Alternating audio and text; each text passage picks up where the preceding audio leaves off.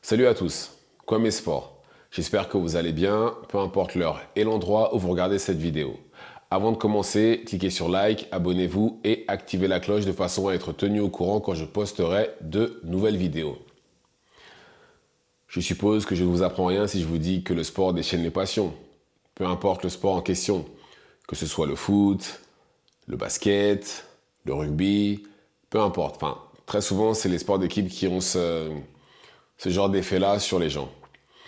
Comme le foot, enfin, je prends le foot comme exemple, ça déchaîne les passions parce que voilà, des gens vraiment prennent vraiment ce sport-là à cœur et sont à fond derrière leurs équipes. Vous ne pouvez pas pas dire du mal sur leurs équipes, peu importe ce qui se passe. Et quand l'équipe gagne, les supporters sont contents, mais quand l'équipe perd, ils sont énervés. Ça peut clairement tuer leur journée, avoir un effet vraiment très négatif sur eux. Vous voyez? Eh ben, il y en a qui sont comme ça dans les sports de combat, les fans. Vraiment les fans qui, peu importe, vous pouvez pas dire de mal sur leur combattant préféré. Comme par exemple, les fans de Tank. Alors, les fans de Tank, vous pouvez leur dire ce que vous voulez. Oui, mais il n'a pas un CV exceptionnel. Enfin bref, vous pouvez leur pointer du doigt tout ce qui ne va pas dans la carrière de Tank. C'est pas leur problème. C'est pas leur problème. Tank, c'est plus fort de la Terre. Il pourrait battre Hulk. C'est plus fort pour eux. Personne n'est plus populaire, personne n'est plus fort que lui. Il bat tout le monde, d'après les fans de Tank. Khabib Nurmagomedov, vous pouvez expliquer certaines choses comme quoi c'est pas le GOAT. Bref, c'est pas leur problème non plus. Khabib, c'est le plus grand de tous les temps. Meilleur que, il a fait mieux que John Jones, GSP, tout le monde. Anderson Silva, qui vous voulez, ils veulent pas savoir. Mais je pense que les fans qui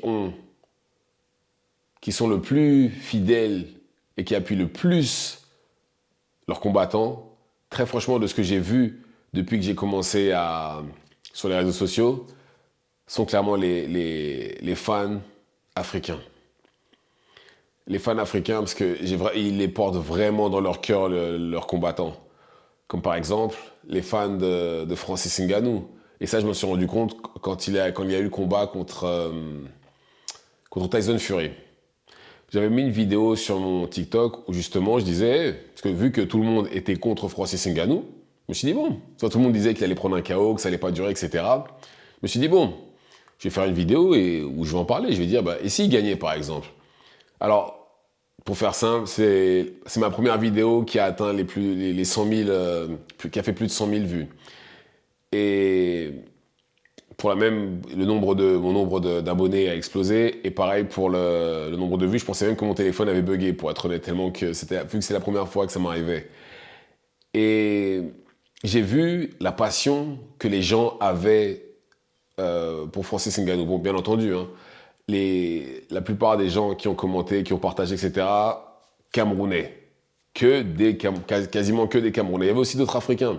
Mais en majorité, c'était des Camerounais qui étaient derrière Francis Ngannou. Et justement, quand j'ai posté cette vidéo-là, tout le monde a reposté, oui, il va gagner, etc., si, cela. Le combat se passe, et pendant le combat, après le combat, en général, enfin, je fais toujours des vidéos après les combats, et je dis, oui, et moi j'estime qu'il a perdu. Le combat, certes, il a fait des bonnes choses, il a fait mieux que prévu hein, durant son combat. Il a fait mieux que prévu, mais j'estime qu'il a perdu. Et je ne pense pas être le seul. Mais la victoire morale, c'est la sienne. On parle quand même de quelqu'un qui n'a jamais combattu professionnellement en boxe anglaise et qui se retrouve à envoyer le champion du monde de l'époque au sol. Quelqu'un qui était vu comme top 2, top 3 de la catégorie. Pourtant, il a réussi à l'envoyer au sol et il l'a malmené à certains moments. Pour moi, c'est la victoire morale, c'est lui qui a gagné. Et même quand on part du principe que Francis Ngannou a traversé le désert, etc., a traversé la mer pour venir en Europe et réaliser son rêve, et qu'il a pris 10 ou 15 millions pour ce combat-là, c'est pas une défaite, c'est une victoire. Enfin bref. Bref, en tout cas, sur ce combat de boxe-là, il a perdu. Fallait voir les gens comment je me suis fait insulter. Oui, t'es un vendu, il a gagné, Et c'est là en fait le problème avec les fans, comme les fans de Francis Ngannou, c'est vu que c'est des fans de la personne et pas du sport, ils disent n'importe quoi. Comme je m'en souviens, il y en avait un qui m'a dit, oui, il aura dû gagner, c'est son premier combat en boxe, il est envoyé au sol, il aura dû gagner. Ça marche pas comme ça, les sports de combat. C'est pas parce qu'on est allé une fois au sol qu'on a perdu. Ça, c'est pas une bagarre. Regarde, oui, il était amoché, il a perdu. Non, ça fonctionne pas comme ça. C'est pas ça, les sports de combat. Enfin, bref. Et c'est pas le seul, il y en a d'autres aussi comme ça. Par exemple, son compatriote, Cédric Doumbé. Cédric Doumbé, lui aussi camerounais. Vous pouvez pas dire de mal de lui. Du moins, lui, c'est particulier puisque vu qu'il représente la France, mais aussi le Cameroun, il y a les fans camerounais qui sont derrière lui, qui l'appuient, qui vraiment lui donnent toute la force possible et imaginable. Et de l'autre côté, bah, il y a les fans français, enfin les autres, qui bah, ont du mal avec le fait qu'il ne soit pas humble. Mais bon, après, c'est un peu comme Samuel Eto'o. Hein. Mais en tout cas, oui, pareil, vous pouvez pas dire de mal de Cédric Doumbé, un Camerounais. C'est pas possible. Ça va pas passer. Ça ne passera pas. Ça ne passera pas. Et pareil, quand il a gagné, il était appuyé. Les Camerounais l'ont appuyé dans la victoire comme dans la défaite. Hein. C'est comme Francis. Quand il a perdu contre Anthony Joshua, c'était pareil. Les fans, dans la défaite comme dans la victoire, oui, c'est pas grave, champion. Il y en avait même, bien entendu, la théorie du complot. Il a été drogué avant, ils ont mis du gaz dans sa chambre, il n'a pas perdu. Enfin bref, vous connaissez. À chaque fois, c'est la même chose. Mais en tout cas, les fans appuient vraiment, les fans camerounais appuient vraiment leur champion. C'est clair et net. Et là, depuis quelques jours, c'est les fans de Martin Bacolé que je vois. Bien entendu, tous Congolais. Hein. Tous Congolais, quasiment, ses fans. Et c'est là où c'est triste parce que Martin Bacolé a un frère qui s'appelle Ilunga Makabu. D'accord? C'est un ancien champion. Il a été champion pendant très longtemps au cruiserweight. Et pourtant, il n'a même pas le quart du soutien qu'a Martin Bacolé. Même pas le quart. Il n'a jamais eu le quart du soutien qu'a Martin Bacolé. Martin Bacolé, pourtant, il n'a jamais été champion, jamais battu d'ancien champion du monde, rien. Mais pourtant, tout le Congo est derrière lui. Mais absolument tout le Congo. Et encore une fois, c'est le même style de fan. Ils ne sont pas fans du sport en particulier, mais le fan de la personne. Parce que, malheureusement, je sais, dans cette génération-là de boxeurs, les gens parlent les combattants parlent de ce qui se passe en sparring, ce qui ne se faisait pas avant. Avant, le sparring, c'était à huis clos, il s'est passé ce qui s'est passé, c'est tout. Parce que je suis quasiment sûr qu'il y a eu des sparring entre des grands combattants dans les années 80-90 dont personne n'est au courant. Et pourtant, ça se trouve, il y en a un petit boxeur a mis une raclée à un grand boxeur. Personne ne le sait. Là, maintenant, peu importe ce qui se passe, tout le monde le sait. Ou même, il y a des vidéos de toute façon. Maintenant, ils les mettent sur YouTube eux-mêmes. Mais en ce qui concerne Martin Bacolé, vu qu'il a dit qu'il avait battu Fury, King Kong, un éléphant, tout ça, durant en sparring, tout le monde pense que voilà, il peut battre absolument tout le monde. Sparring, c'est sparring, comme je dis à chaque fois. Hein. En sparring, les gants sont beaucoup plus gros, il y a un casque, et c'est pas la même chose quand on n'est pas sous le feu des projecteurs. C'est pas la même chose. Et c'est pas dit que la personne fera la même chose en sparring. En sparring, très souvent, les combattants essayent des choses. Contrairement à quand ils sont sous le feu des projecteurs, où là, il faut mettre le turbo direct. Là, il faut vraiment être à 200, à 300%. Enfin bref. Et beaucoup de gens, beaucoup de ces fans utilisent ça pour se dire, voilà, par exemple, qu'il va battre... comment il s'appelle Jared Anderson ce week-end, par exemple. Ils se servent de ce qu'il a dit pour dire ça.